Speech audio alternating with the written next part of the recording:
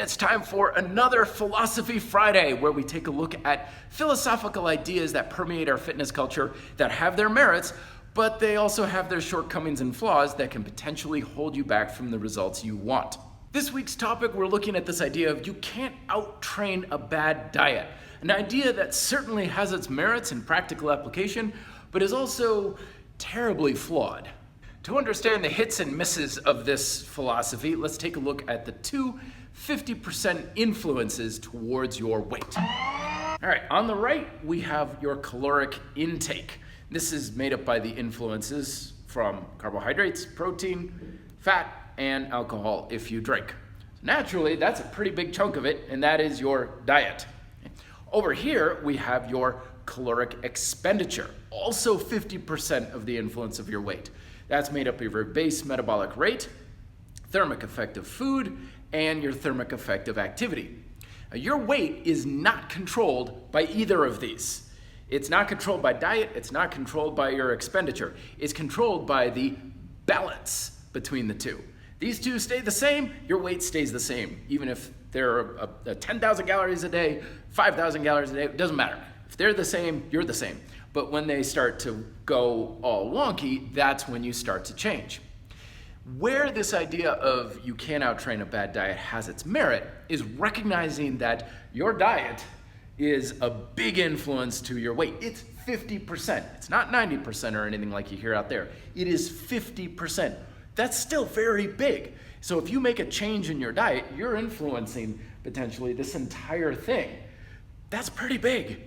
Now over here, your physical activity is a relatively minor influence compared to this. The reason is because you got your base metabolic rate, which isn't going anywhere anytime soon. You got thermic effect of food, which changes according to what you eat, but it's a relatively small influence.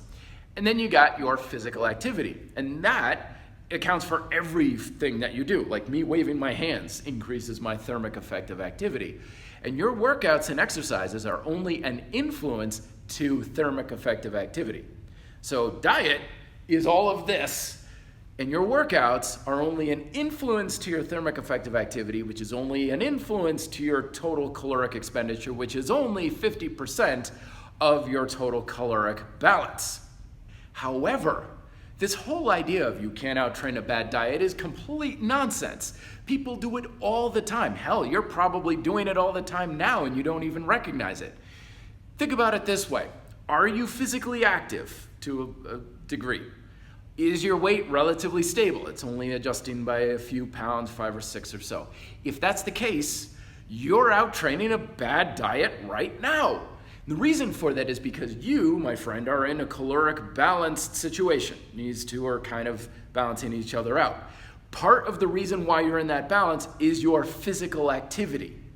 If you were to suddenly become very sedentary, you're sitting on the couch and not doing anything very active, your influence of your thermic effect of activity will go down, and your diet, right now as it stands, would be a higher influence to your weight calorically than your total caloric expenditure. You would get fatter with the diet you have right now, but you're not, because you're outpacing it with your physical activity and exercise. The point of today's video is not to diminish the role of diet in any way, shape, or form. And your diet is incredibly important. It's a very big influence to your weight and weight control and health and well-being and a lot of things. So definitely think that this isn't something you should ignore. But that's not to say that your physical activity doesn't also play a very important role in your total calorie balance, your health, your well-being, and your ability to lose weight and control it. In many ways, your ability to lose weight may come a lot down to your physical activity in certain circumstances.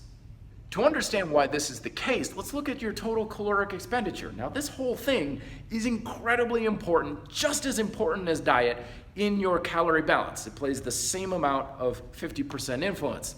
However, there's not a whole lot you can do about a lot of this. Your base metabolic rate, for example, that's a big caloric expenditure influence.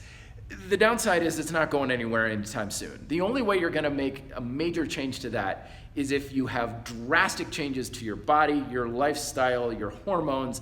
You got to go through some significant changes to alter your influential effect of your base metabolic rate. Something that does happen with age, but it's so slow that scientists measure it by a yearly basis. Thermic effect of food, however, can change like that very quickly depending on what sort of foods you're eating. The downside is that the influence is usually relatively small, and you have to have a very extreme diet to have it be a pretty big influence. Activity levels, though, your thermic effect of activity is kind of the best of both worlds. You can change it at a moment's notice. If you're sitting down right now, stand up. Boom. You've just increased the rate at which you're burning calories. If you start walking, you've increased it even more. If you walk faster, increased it even more still. So you can change it at a moment's notice. You can also influence your total caloric expenditure from activity by hundreds, even thousands of calories a day, depending on how much you're active, how long you're active, the intensity, and even how much muscle you're using. So from a total caloric expenditure side, which is very important for losing weight and maintaining your weight, your physical activity level can be one of the most powerful ways that you can influence this entire equation in quick, reliable, and effective ways. So to wrap it all up, yes, of course you can out-train a bad diet, but that doesn't necessarily mean that diet's not important. But the point of this video is sometimes this idea of you can't out-train a bad diet, I hear people try to diminish the role that physical activity plays in one's health, weight loss, and weight management, to the point where some people have even told me, don't even bother, it doesn't even matter. But the reality is it does matter. In some cases, it can matter a whole heck of a lot, and it can even do things your diet can't do. Okay, you can't out-train a bad diet. Well, you can't out-diet poor training either. You can still have poor joints, weak muscles, bad posture, and feel like crap all day because you're sitting on the couch. You can have the best diet in the world, but if you're not taking care of your body from a physical function perspective, nothing you eat's going to really help you with that.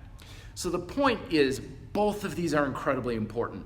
Both of them have their respective roles to play and have their own advantages and disadvantages.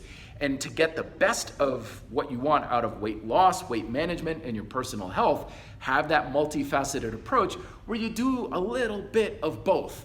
Don't put all your eggs in one proverbial basket because it's very stressful and very limiting for your results.